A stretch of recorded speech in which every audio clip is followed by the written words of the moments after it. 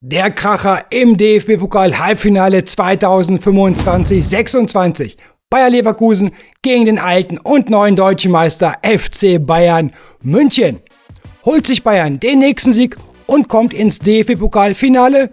Damit wäre auch dann noch das Triple für die Bayern in dieser Saison auf jeden Fall möglich. Also Meister, DFB-Pokalsieger und Champions League-Sieger 2026. Ja, hallo liebe FC Bayern-Fans. Ja, heute gibt es meine große Bayern-Prognose für das DFB-Pokal-Halbfinale gegen Leverkusen. Zieht der FC Bayern zum 25. Mal ins DFB-Pokalfinale oder holt man sich dann sogar noch den Titel zum 21. Mal? In diesem Video gibt es spannende Fakten rund um Bayern und auch über Leverkusen. Dazu natürlich wie immer in meinen Videos die mögliche FC Bayern Aufstellung von Trainer Vincent Kompany und mein DFB-Pokaltipp für Leverkusen gegen Bayern. Jetzt bist du aber erstmal dran. Was tippst du für Leverkusen gegen Bayern? Ab damit unten in die Kommentare. Möchtest du mehr FC Bayern Videos von meinem Kanal sehen? Dann lass mir gerne einen Daumen hoch da, abonniere Werners Fußballecke, aktiviere die Glocke und du verpasst keine FC Bayern Prognosen mehr von meinem Kanal. Ja, liebe Bayern-Fans, und hier sehen wir schon mal die mögliche Aufstellung von Vincent Kompany für das DFB-Pokal-Halbfinale bei Bayer Leverkusen. Bevor wir gleich natürlich ausführlich über diese Bayern-Aufstellung sprechen, gibt es aber noch ein paar richtig interessante Infos rund um Bayern gegen Leverkusen. Also auf jeden Fall dranbleiben. Schauen wir uns zuerst den Weg beider Teams ins Halbfinale des DFB-Pokals an. Der FC Bayern München konnte sich dabei gleich gegen 3 Bundesligisten durchsetzen. Beim 1. FC Köln, bei Union Berlin und zuletzt mit einem souveränen 2:0 Heimsieg gegen RB Leipzig. Bayer Leverkusen hingegen hatte gerade im Spiel in Paderborn große Probleme. Trotz Unterzahl konnte der SC Paderborn kurz vor Abpfiff noch zum 1:1 ausgleichen. In der Verlängerung ging Paderborn sogar mit 2:1 in Führung. Doch dann zeigte Leverkusen Comeback-Qualitäten, drehte das Spiel in den letzten 25 Minuten mit 3 Toren und gewann am Ende, muss man dann natürlich auch schon sagen, verdient mit 4:2. Im Achtelfinale folgte dann ein 1:0 Auswärtssieg, bei Borussia Dortmund. Schauen wir auf die erfolgreichsten Torschützen im aktuellen DFB-Pokal. Bei Bayern führt ganz klar Harry Kane mit 6 Toren. Dahinter folgen Luis Diaz und Michael Olise mit jeweils 2 Treffern. Bei Bayer Leverkusen sind Grimaldo, Patrick Schick und Ibrahim Maser mit jeweils 2 Toren die besten Pokaltorschützen. Dazu kommen noch 6 weitere Spieler mit jeweils einem Tor, also eine ziemlich breite Verteilung. Jetzt werfen wir einen Blick auf die Bundesliga-Torschützen beider Teams, also die erfolgreichsten. Der FC Bayern hat mit aktuell 109 Saisontoren bereits einen neuen Bundesliga-Rekord aufgestellt. Und dementsprechend sehen die Zahlen im Vergleich zu Leverkusen natürlich auch aus, und das deutlich. Ganz vorne steht wie immer Harry Kane und hier mit unglaublichen 32 Toren in 30 Spielen, also eine absolute Megaquote. Dahinter folgen Luis Diaz mit starken 15 Treffern und Michael Olise mit 12 Toren. Und bei Diaz und Olise kommen ja noch die Vorlagen dazu, vor allem bei Olise. Er steht aktuell bei 20 Vorlagen in der Bundesliga und insgesamt 29 Vorlagen in 44 Pflichtspielen bis jetzt, also auch eine wirklich krasse Bilanz. Das bedeutet auch, wenn Olise jetzt noch 5 Vorlagen sammelt, könnte er einen echten Legendenrekord brechen, nämlich den von Johan Cruyff aus der Saison 1969-70 bei Ajax Amsterdam mit 34 Vorlagen. Und auch Luis Diaz darf man hier nicht vergessen. In seiner ersten Bayern-Saison ist er bereits an 31 Bundesligatoren direkt beteiligt, ebenfalls ein Topwert.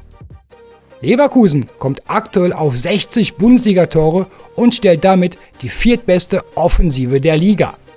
Top-Torschütze ist hier Patrick Schick mit 11 Treffern. Auf ihn sollte die Bayern-Defensive definitiv ein Auge haben, vor allem, weil er mit 4 Toren aus den letzten 4 Spielen aktuell, muss man sagen, richtig gut in Form ist. Trotzdem, Alleine Kane, Diaz und Olise kommen zusammen auf 59 Ligatore. Also nur ein Tor weniger als der komplette Leverkusener Kader. Und ich sag's euch ganz ehrlich, ich wette jetzt schon, dieses Spiel wird nicht in die Verlängerung gehen. Wenn wir uns die letzten Bundesligaspiele anschauen, fällt auf, dass Leverkusen nicht wirklich konstant performt hat. Im Gegensatz dazu sind die Bayern aktuell in absoluter Topform. Klar, das Spiel gegen Augsburg hätte Leverkusen bei den Chancen eigentlich nicht verlieren dürfen. Aber gut, das ist Fußball. Der FC Bayern dagegen hat aus den letzten 10 Bundesligaspielen 9 Siege geholt. Dazu kommt noch die beiden starken Siege, muss man sagen, gegen Real Madrid in der Champions League. Also ja, Bayern München geht als klarer Favorit in dieses DFB-Pokal-Halbfinale. Ja, und das völlig zu Recht. Auch der direkte Vergleich spricht für Bayern. Aus den letzten 4 Duellen konnten sie 3 gewinnen. Zuletzt, gab es ein 1:1 Unentschieden am 26. Spieltag in Leverkusen. Aber die Bayern haben definitiv noch eine Rechnung offen. Und zwar nach der 0:1 Niederlage im DFB-Pokal Achtelfinale aus der Saison 24/25. Und das Verrückte damals: Trotz früher roter Karte für Manuel Neuer in der 17. Spielminute war Bayern eigentlich die bessere Mannschaft. Deshalb bin ich mir ziemlich sicher, am Mittwoch sehen wir einen FC Bayern, der unbedingt ins Pokalfinale will und damit weiter vom Triple träumt. Aber eins ist auch klar: Bayern Leverkusen darfst du niemals unterschätzen. Vor allem nicht im Pokal, wo es nur ein einziges Spiel gibt. So, liebe Bayern-Fans, und jetzt schauen wir uns endlich die mögliche Aufstellung vom FC Bayern unter Vincent Kompany für dieses Halbfinale in Leverkusen an. Ja, liebe FC Bayern-Freunde, und das hier könnte die mögliche Bayern-Startelf von Vincent Kompany für das Halbfinale im Pokal in Leverkusen sein. Kurz zur Info, klar wissen wir alle, Lennart Kahl, Tom Bischoff und Serge Gnabry fallen ja immer noch leider bei den Bayern aus. Lennart Kahl, hört man, könnte eventuell zum Hinspiel in der Champions League bei PSG wieder mit im Kader stehen. Tom Bischoff, hört man, kommt eventuell zurück zum Rückspiel gegen PSG. Und leider ja, Serge Gnabry wollen wir nicht hoffen, aber so wie man lesen konnte, könnte er sogar mit seiner schweren Verletzung die Weltmeisterschaft verpassen. Wollen wir alle mal nicht hoffen und hoffen, dass Serge Gnabry wieder frühzeitig zurückkommt und dann auch mit Deutschland zur Weltmeisterschaft fahren kann. Also ja, die Wechselmöglichkeiten für Kompany sehen im Moment nicht so rosig aus. Sagen wir mal, im Tor gegen Leverkusen denke ich mal auf jeden Fall Manuel Neuer. Jonas Obik könnte ich mir vorstellen, mit Blick auf das Champions League Spiel nächste Woche steht dann gegen Mainz in Mainz für Neuer im Tor, dass Manuel Neuer da nochmal eine kleine Pause bekommt für das schwere Halbfinale dann in Paris. Ich gehe davon aus, dass Vincent Kompany jetzt gegen Leverkusen im Pokal-Halbfinale auf jeden Fall die bestmöglichen Bayern-Spieler aufstellen wird. Heißt für mich, Linksverteidigerposition natürlich Konrad Laimer, in der Innenverteidigung Tah und Upamecano auf jeden Fall auch gesetzt. Und als Rechtsverteidiger spielt eine super Saison Stanisic. Klar hat dann Kompany mit ein Alphonso Davies, Kim oder auch Eto'o dann noch weitere Möglichkeiten, dann in der zweiten Hälfte auszuwechseln. Da könnte ich mir vorstellen, dass ein Laimer eventuell nochmal eine Pause bekommt oder auch ein Upamecano oder Tah. Stanisic, klar, könnte auch sein, dass eventuell Laimer als Rechtsverteidiger in der zweiten Hälfte spielt und dann Davies die Linksverteidigerposition übernehmen wird. Also das, denke ich mal, wird schon die Bayern-Abwehr sein und Manuel Neuer im Tor für das Pokal-Halbfinale in Leverkusen. Ja, im zentralen Mittelfeld Kimmich auf jeden Fall, Pavlovic auch, denn ja, Bayern München will auf jeden Fall ins DFB-Pokal-Finale kommen und sich dann auch, wenn es geht, natürlich zum 21. Mal deutscher Pokalsieger werden. Und daher muss auch dann die beste Mannschaft auch in Leverkusen spielen. Denn wie vorhin schon mal gesagt, Bayer Leverkusen darf man auf jeden Fall nicht unterschätzen. Daher auf jeden Fall auch im Mittelfeld Kimmich und Alexander Pavlovic auf jeden Fall gesetzt. Klar kann Kompany auch dann an Leon Goretzka bringen. Ich denke mal mehr auch dann in der zweiten Hälfte. Da könnte ich mir vorstellen, dass Joshua Kimmich dann auch mal eine kleinere Pause bekommt und dafür dann Goretzka ins Team kommt. Guerrero Könnte natürlich auch auf der 10er-Position spielen. Ich gehe mal davon aus, dass Guerrero aber wenn dann in der zweiten Hälfte im offensiven Bereich kommt. Und da auf jeden Fall natürlich gesetzt links außen. Luis Diaz spielt eine Mega-Saison, seine erste Bayern-Saison, aber er ist ja aktuell, was wir vorhin auch schon gehört haben, an 31 Bayern-Toren beteiligt. Eine Mega-Saison in dem ersten Jahr. Und auch Diaz hat die meiste Spielzeit aller Bayern-Spieler in allen Saisonspielen bis jetzt.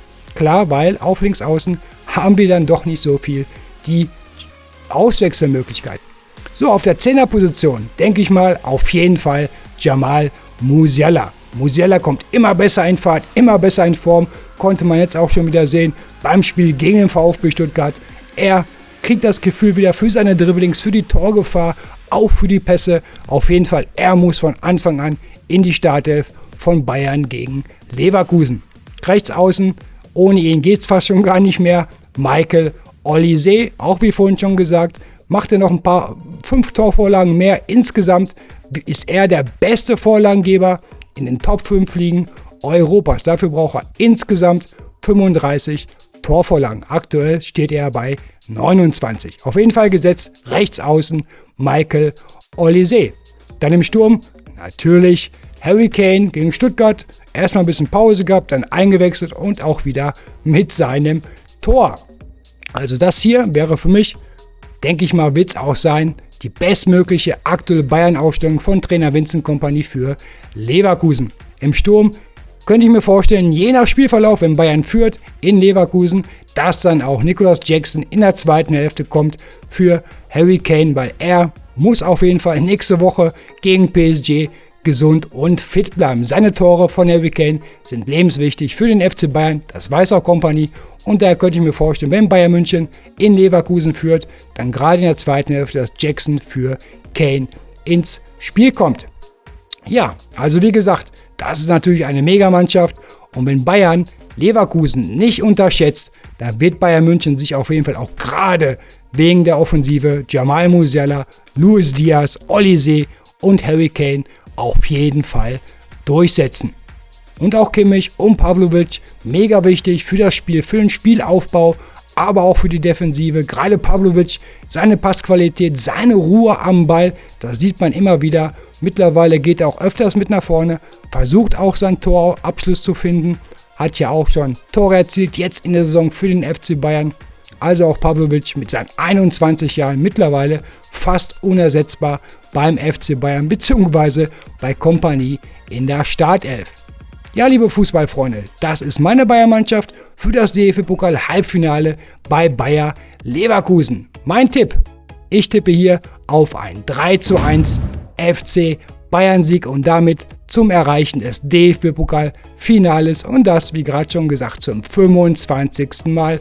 Und mit 20 Pokalsiegen ist der FC Bayern München ja auch schon mal Rekordsieger. Ja, was ist dein Tipp für Bayer Leverkusen gegen den FC Bayern München? Schreib es mir auf jeden Fall unten in die Kommentare. Ich danke dir nochmal für einen Daumen hoch, für ein Abo, für Werners Fußballecke. Also dann, viel Spaß am Mittwoch, Daumen drücken nicht vergessen und wir holen das Ding auch dann im Finale. Mal schauen, gegen Stuttgart oder gegen Freiburg. Also dann, viel Spaß, bis dann, tschüss.